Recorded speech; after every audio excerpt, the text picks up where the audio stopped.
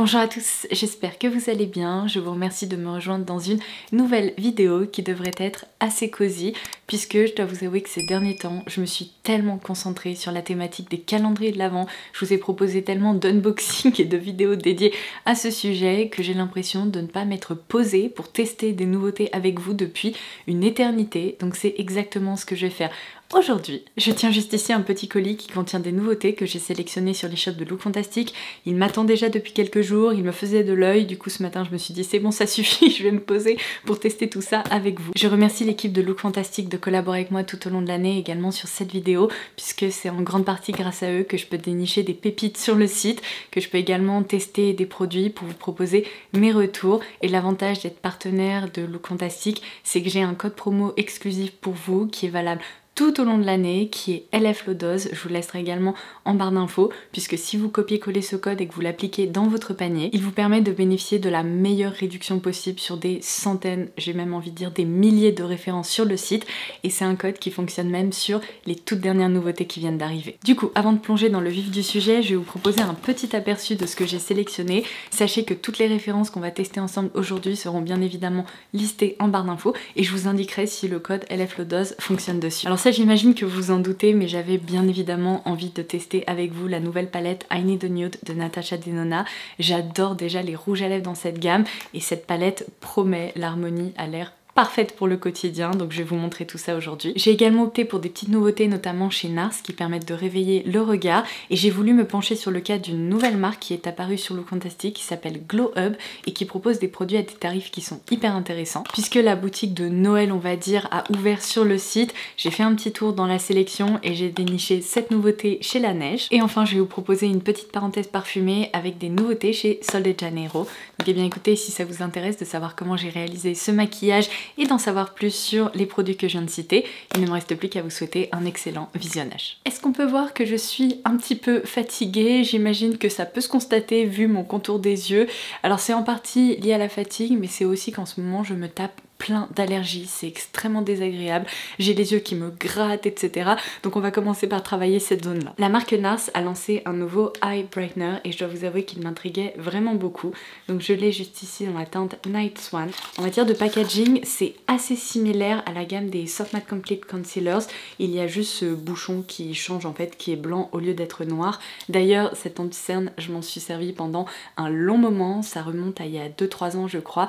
Bon, depuis je suis passée à autre chose. En ce moment je me sers beaucoup de celui de chez Urban Decay dont je vous ai parlé dans de précédentes vidéos, mais j'en garde un excellent souvenir, donc j'espère que le Eye Brightener va être à la hauteur et qu'il va être tout aussi bien. Donc voici comment il se présente. On va faire un petit test de texture parce que la plupart des illuminateurs pour le contour de l'œil ont tendance à être très hydratants et très crémeux. Là je me demande si on va retrouver cette texture veloutée ou pas du tout. Et ben je vous confirme que c'est de nouveau une texture assez crémeuse, donc je vais directement l'appliquer juste ici pour éclairer un petit peu cette zone parce que là j'ai vraiment une ombre assez intense. Faut pas hésiter à le remonter juste ici parce qu'il y a également souvent une petite zone d'ombre sous le sourcil et je vais tout simplement le tapoter. Et bien écoutez, il n'y a rien à dire, c'est vraiment un produit qui permet de réveiller le regard.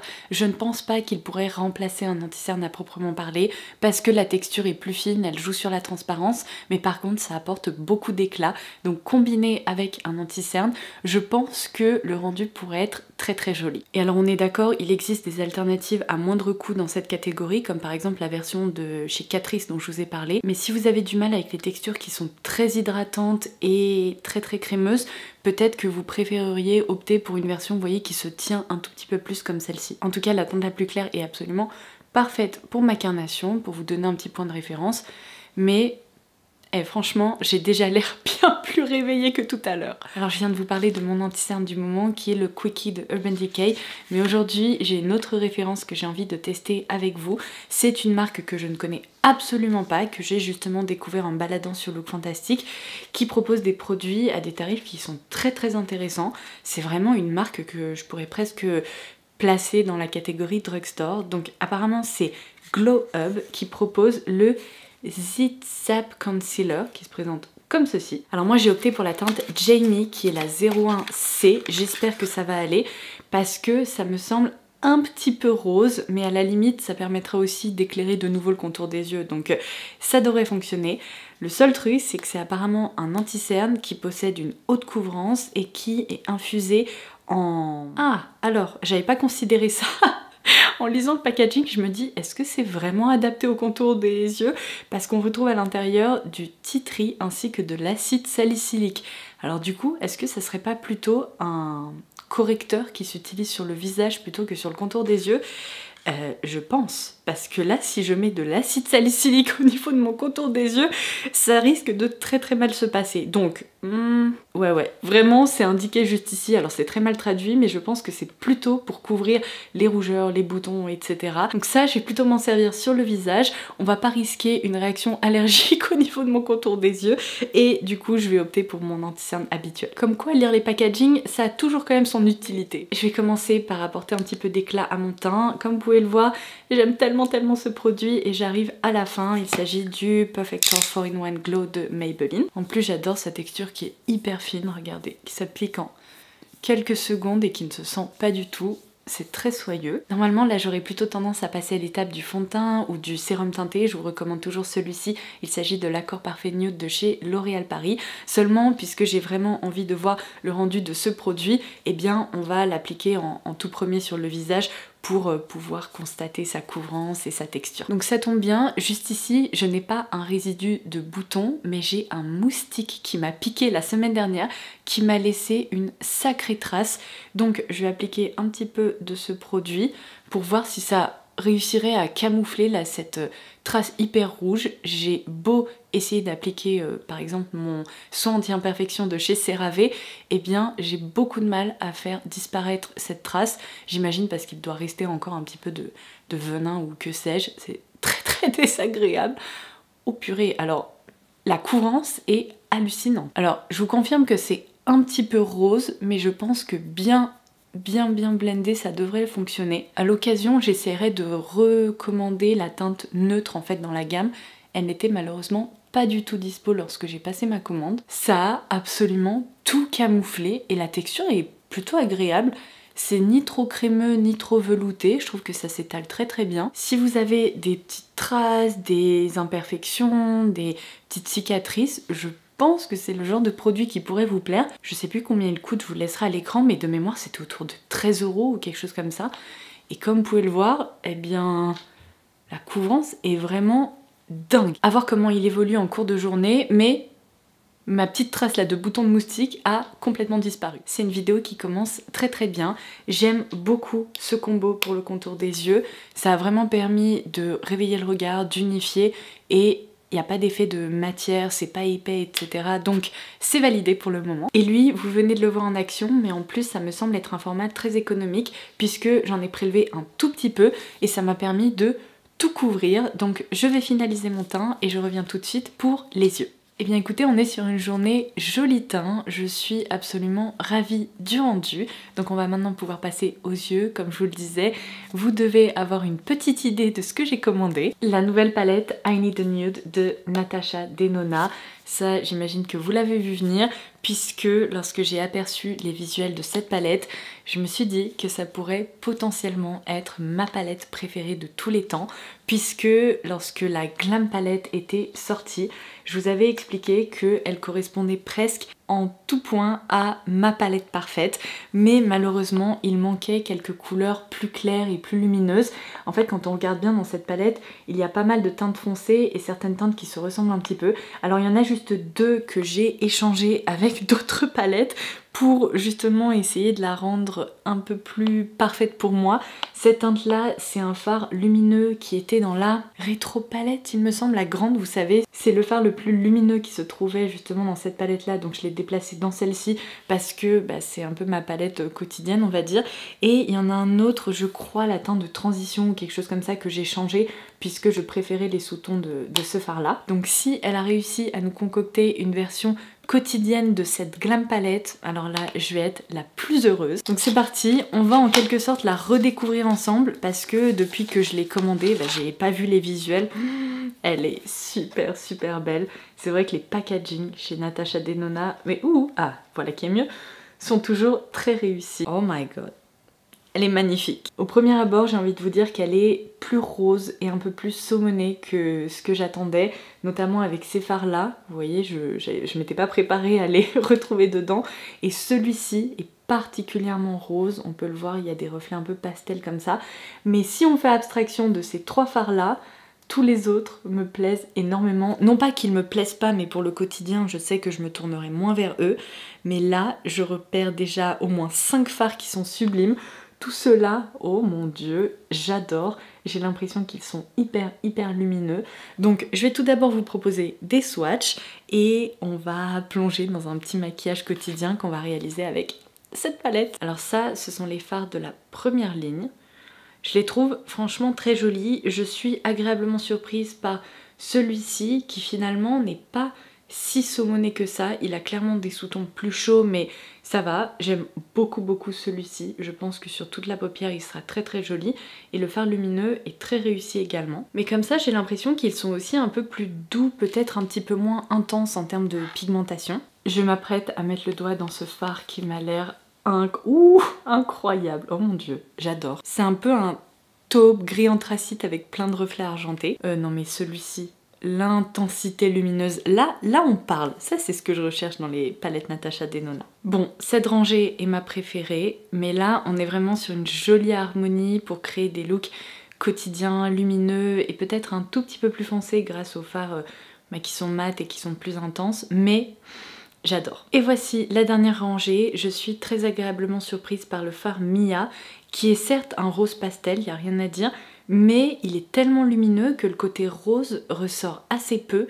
Ça joue en fait sur un effet un peu mouillé, vous voyez, vraiment glossy. C'est très joli. Bon, comme ça, j'ai envie de vous dire que ma première impression est excellente.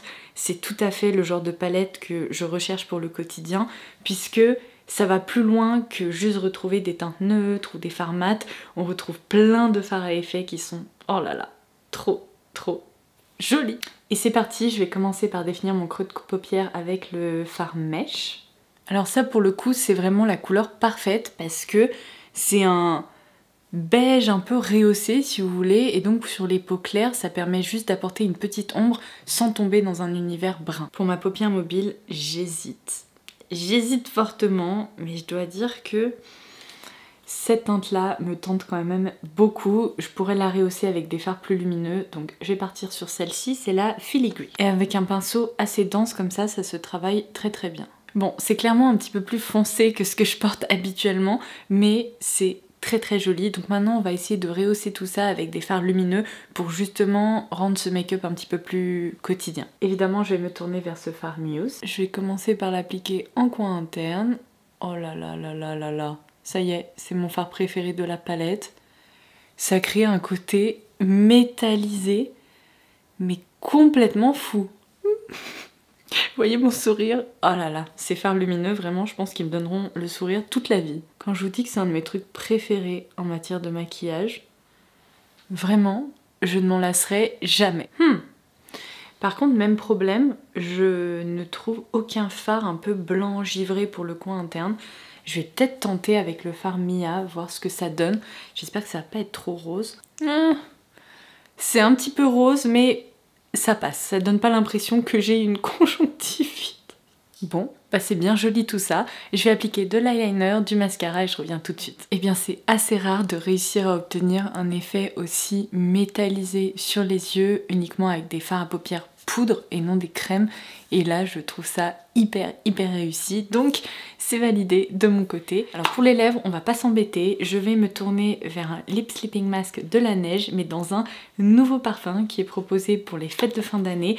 D'ailleurs je suis en train de guetter la boutique des cadeaux de fin d'année sur Look Fantastic parce que j'ai repéré que les gels douche de la marque Philosophy que j'achète toujours justement à cette période de l'année puisqu'il y a ces parfums absolument délicieux qui sont proposés en édition limitée pour Noël, et bien je ne sais plus où est-ce que j'allais avec cette phrase, mais en gros ils vont bientôt apparaître sur le site puisqu'ils sont actuellement en fait je pense en attente d'approvisionnement. Donc j'ai déjà enregistré toutes les pages et je guette leur mise en ligne. Donc vous êtes prévenus, je les partagerai aussi avec vous directement en barre d'infos si vous faites partie de ceux et celles qui les attendent avec impatience, parce que c'est un gros sujet chaque année, ces gels douche. Franchement l'année dernière j'en ai commandé un sacré stock et je crois que d'ailleurs il me reste un Snow Angel. Donc pour vous dire que vraiment je m'en sers très longtemps. Du coup pour revenir à la marque Laneige, j'ai immédiatement craqué sur ce parfum. Il y en avait deux qui étaient proposés, un à base de pommes caramélisées si je me trompe pas, et celui-ci à base de peppermint, donc menthe poivrée. Oh mon dieu, ça va être délicieux. Je fais partie des grandes amatrices d'odeurs de menthe. J'imagine que là, on va peut-être même retrouver un petit côté canne à sucre. Allons-y, on va découvrir ça ensemble et je perds la petite protection. Oh, ça sent vraiment la canne à sucre. C'est-à-dire que c'est mentholé mais un peu sucré. Ça sent le bonbon à la menthe en fait. J'adore. Ça me rappelle l'hiver. Alors par contre, il est parfaitement blanc, donc j'imagine qu'une fois étalé, ça va laisser un fini glossy transparent. Oh là là.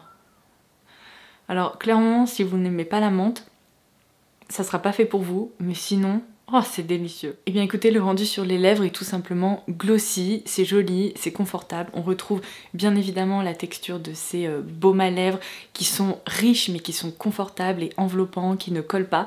Donc évidemment c'est validé, je sens que je vais m'en servir ces prochaines semaines. Bon, je vous ai reculé un petit peu pour qu'on puisse parler de parfum tranquillement sans que vous ayez un zoom sur mon nez, je pense que ça sera plus agréable. Et d'ailleurs on dirait pas comme ça, mais je suis encore en pyjama, il va falloir que j'aille m'habiller après, parce que le matin, eh bien les températures se sont bien rafraîchies et lorsque je sors ça me faire pipi, je peux pas sortir en pyjama, c'est impossible, donc j'avais juste enfilé un sweat. Bref, pour revenir à notre sujet d'intérêt, vous savez à quel point j'ai eu un coup de cœur pour ce parfum chez Sol de Janeiro, enfin cette brume parfumée, et j'ai envie de dire ce parfum dans toute cette gamme, c'est la gamme numéro 40 à base de prune noire ambrée et de bois vanillé.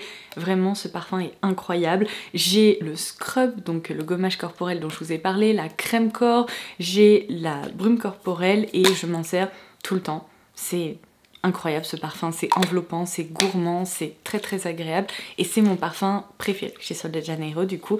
Et j'ai vu sur Look Fantastic qu'ils ont sorti After Hours, qui est une autre brume parfumée, il me semble en édition limitée, à base de jasmin de minuit et d'ambre boisé. Bref, autant vous dire tout ce que j'aime. Donc j'avais absolument envie de tester ça. Donc c'est parti. Ouh, très sympa. Alors, c'est une brume beaucoup plus orientale, très enveloppante, avec un petit peu plus de caractère, mais ça reste plus doux qu'une autre parfum par exemple. C'est plus ambré que floral, j'ai du mal à retrouver le jasmin, mais j'imagine qu'il permet d'arrondir un petit peu, si vous voulez, le bouquet olfactif, parce que, oh là là, le nom est très bien trouvé. C'est vraiment une fragrance du soir, je trouve, qui plonge dans une ambiance, on vient d'enfiler une jolie robe, on a fait des jolies boucles dans ses cheveux, et on est prête pour un beau dîner ou pour aller danser. C'est waouh, c'est très sympa. Donc si ça vous intéresse, écoutez, ça vaut le détour, ça mérite d'être testé parce que c'est quand même très agréable. Et alors du coup, je sais pas si vous vous souvenez, mais il y a quelques semaines, je vous ai proposé une vidéo dans laquelle je rêvais avec vous, c'est-à-dire que je vous partageais tous ces produits qui n'existent pas encore et que j'aimerais que les marques puissent développer parce que franchement ça manque. Et en l'occurrence, je vous parlais du fait que Sol de Janeiro devraient développer des autres parfums parce que leurs brumes parfumées sont si réussies que j'ai du mal à comprendre pourquoi ils n'ont pas encore développé de parfums.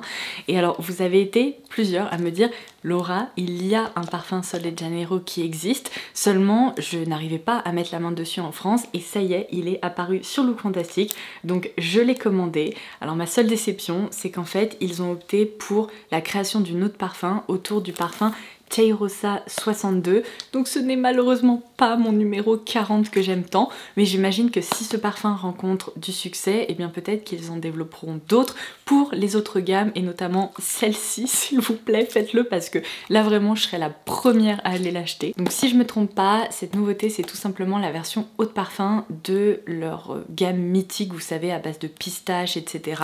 La Bum Bum Cream en version haut de parfum en fait. Donc on y retrouve des notes de caramel salé, de pistache, de pétales de jasmin et de vanille. Apparemment c'est plutôt un parfum pour l'été, c'est indiqué juste ici, mais c'est pas grave. Écoutez, je considère que la plupart des parfums n'ont pas vraiment de saisonnalité. En tout cas, certains plus que d'autres, mais peut-être que je vais avoir un coup de cœur et que je pourrais pas m'empêcher de le porter cet automne.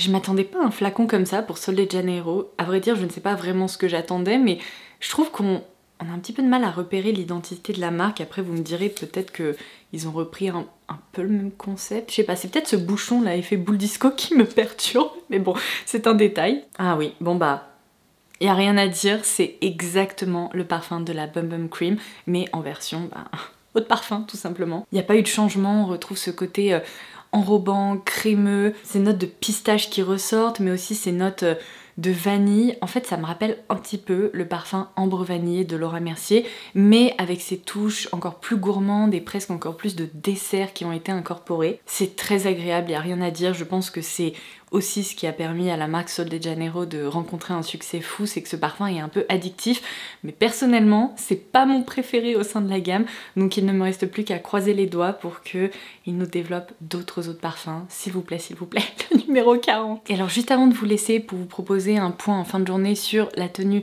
de mon maquillage, je voulais juste vous préciser que je pense pas à le faire à chaque fois, mais sur Look Fantastic, il y a régulièrement des coffrets en édition limitée autour de certaines marques. Je sais qu'ils en ont déjà proposé par exemple pour Iconic London, et là le tout dernier coffret qui vient de sortir est proposé autour de la marque Philip Kingsley, qui est vraiment une marque de capillaire extra dont je vous ai déjà parlé, et il y a notamment un de mes produits préférés qui se retrouve dans cette box. Évidemment le prix que vous payez est bien inférieur à sa valeur réelle, donc si vous avez envie de vous pencher sur le cas de cette marque, c'est peut-être le moment de le faire. Je vais juste vous montrer ce qu'il y a à l'intérieur. Franchement il y a de quoi prendre soin de ses cheveux pendant un petit moment. Donc on retrouve tout d'abord un duo shampoing après shampoing qui permet de rééquilibrer l'hydratation de vos cheveux. Alors ensuite le fameux produit dont je vous ai déjà parlé, que j'aime à la folie et qu'on retrouve ici en full size, il s'agit de la référence Finishing Touch. C'est en fait un sérum lissant et c'est hallucinant comme ce produit fonctionne bien. On l'applique sur cheveux humides avant de se sécher les cheveux, et lorsque je m'en sers, c'est dingue comme mes cheveux n'ondulent pas, ne frisotent pas. On a juste l'impression que j'ai réalisé un lissage, alors que non, j'ai juste appliqué une petite noisette de cette référence là. Donc ça vraiment, si vous ne le connaissez pas, parfois ça permet d'économiser beaucoup de temps. Ensuite on retrouve le produit iconique de la marque, il s'agit du Elasticizer. C'est un soin multi-action, ici de nouveau en full size, qui permet tout simplement de protéger votre chevelure tout en la disciplinant. Le masque dans cette même gamme également en full size. Et enfin un produit que je ne connais pas encore mais que je vais tester, c'est le soin anti-fourche qui permet de réparer, fortifier et protégée. Donc je voulais vraiment mentionner cette box parce que je la trouve hyper complète. Il y a des références que je connais, que j'adore, dont je vous ai déjà parlé, et donc peut-être que ça pourrait vous intéresser. Du coup, comme je vous disais, je vais aller m'habiller. J'ai quelques courses à faire aujourd'hui, j'ai du boulot, je dois aller promener Sam, donc je vais aller vaquer à mes petites occupations et on se retrouvera en fin de journée pour que je puisse vous faire un petit point sur les différents produits que je porte sur mon visage. Donc je vous dis à tout à l'heure. Je suis de retour pour ce petit point en fin de journée que je vous avais promis, et vous savez quoi, ça a été une vidéo crash test très réussie puisque je n'ai que du positif à dire à propos des produits que je porte aujourd'hui. Alors comme d'habitude, je vais insérer des séquences avec des zooms pour pouvoir illustrer mes propos, mais je pense que mon coup de cœur de cette vidéo, c'est la palette I Need a Nude de Natasha Denona, puisque vous allez pouvoir le constater, les fards n'ont fait absolument aucune chute et j'ai l'impression qu'ils sont toujours aussi intenses que lorsque je les ai appliqués ce matin. Ils sont toujours aussi lumineux, il y a ce côté un peu perlé métallique, c'est sublime et j'ai trop hâte de continuer à me servir de cette harmonie parce que je pense que je vais réussir à l'adopter très facilement. Ensuite, on est d'accord, c'est pas une nouveauté absolument révolutionnaire pour la neige puisque cette formule existe depuis longtemps, mais je dois vous avouer que je suis complètement sous le charme de ce parfum à base de menthe poivrée. C'est hyper agréable, ça me donne envie d'y retourner, donc je vais le laisser dans mon tiroir de table de nuit pour pouvoir en appliquer tous les soirs. Et d'ailleurs, malgré les températures qui ont bien chuté, je n'ai absolument pas les lèvres qui tiraillent, qui sont déshydratées. J'ai l'impression que ça les a, vous savez, enrobées dans un petit cocon très réconfortant, donc ça j'adore. Aujourd'hui, j'ai donc porté la brume corporelle After Hours de Sol de Janeiro et je dois dire que j'ai l'impression qu'elle a vraiment créé une petite aura autour de moi. Alors c'est sûr que l'intensité en fin de journée est moins présente qu'avec une autre parfum classique. Pour une brume parfumée, franchement, ça se défend vraiment très bien parce que par exemple, sur mon pull, je peux encore la sentir. C'est une réussite, je la trouve très très sympa et je pense vraiment qu'elle est dans mon top 3, peut-être même 2 des meilleures brumes chez Sol de Janeiro. Je ne savais pas du tout à quoi m'attendre pour ces deux produits. Le Eye Brightener de NARS est très très sympa. Il est fin, il n'a pas marqué, je trouve qu'il a vraiment permis d'éclairer mon regard. Alors sûrement un petit peu plus ce matin que là en toute fin de journée, quoique j'ai pas non plus l'impression d'avoir des grosses zones d'ombre, donc c'est sûr qu'il a aidé. Est-ce que c'est un produit indispensable? Non, par contre ça pourrait vraiment vous servir si vous avez des cernes, un contour des yeux un petit peu plus sombre, ou que vous avez envie de vous tourner vers un produit qui va vraiment vous aider à booster la luminosité sur cette zone-là. Ce petit Zip Zap Concealer, je dois vous avouer que c'est potentiellement ma meilleure découverte en fait de cette vidéo, parce que je m'y attendais tellement pas. Je suis ravie de sa texture, de sa couvrance. C'est un correcteur du coup et non pas un anti-cerne qui reste vraiment sur le visage, qui n'a pas bougé. Regardez, partout là où je l'ai appliqué, il n'a pas craqué, il n'a pas marqué, il est toujours en place. D'ailleurs sa couvrance est toujours aussi intense parce que je ne vois pas là le petit restant de bouton de moustique que j'avais ce matin. Donc ça franchement, eh ben écoutez, je suis bluffée. Et pour terminer, je peux pas vraiment vous parler de ce parfum puisque je ne l'ai pas porté aujourd'hui, j'ai préféré opter pour la brume corporelle. Je vais évidemment le porter ces prochaines semaines, je vous en reparlerai. C'est sincèrement plutôt un parfum d'été, je trouve aussi. Après, si vous aimez les parfums gourmands et enveloppants, peut-être qu'il pourrait fonctionner pour vous cet automne. En tout cas, si vous aimez l'odeur de la Bum Bum Cream, eh bien c'est sûrement une nouveauté qui devrait vous intéresser. Mais du coup, ceci me permet de clôturer cette vidéo. J'espère qu'elle vous aura plu. Et en attendant la prochaine, n'oubliez pas que vous pouvez dérouler la barre d'infos. Je vous listerai tous les produits dont je vous ai parlé, qu'on a testé ensemble aujourd'hui. N'hésitez pas à me faire vos petits retours en commentaire ci-dessous. Dites-moi quelles sont les références ou le produit qui vous tente le plus. Et ça sera tout pour aujourd'hui. Je vous embrasse très fort et je vous dis à très vite. Bye bye.